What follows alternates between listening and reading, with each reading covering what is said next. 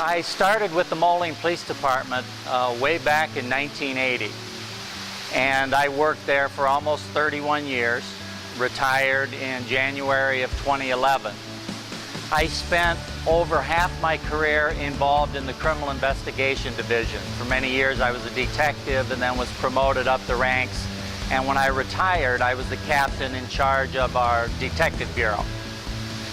But at the same time, I spent 5 or 6 years supervising our community-oriented policing program, which brought me down to the Floreciente area, where I worked with, I had officers that worked there, and we worked very close with the Boys and Girls Club, Erickson Elementary School, any groups in the Floreciente area, and that's where I got my community-oriented policing experience.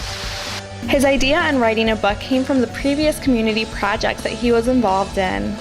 During that 5-6 year period that I supervised the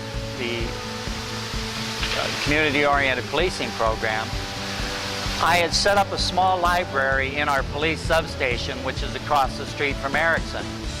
And I went out and collected about 300 books, and we set up a little checkout system. And then some of the kids were coming in, talking to the officers, checking out books. So on a few occasions, I asked if any teachers wanted to bring their classrooms over, and I would read to them. And they were just the little ones, 2nd, 3rd, 4th grade. So I decided I would write a little, sort of a young detective mystery, and I did it on my computer for a while, and I thought when I'm done, I'll sort of read an original work for the kids. And I never finished it. While I was working, I was promoted to captain, and I no longer held that job. And then I retired. And I thought, I'm going to go ahead and finish that and see how it looks. And after I finished it, I decided I would take a stab at self-publishing. Overall, Greg wants to bring back the full enjoyment of reading to kids. Well, one of the things I want is a curiosity of reading and holding on to a book. And I love technology, although I'm not very good at it. So I know there's e-books and little digital books.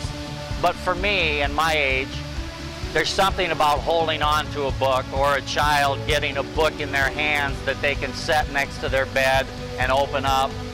Plus, I autograph all the books for the kids.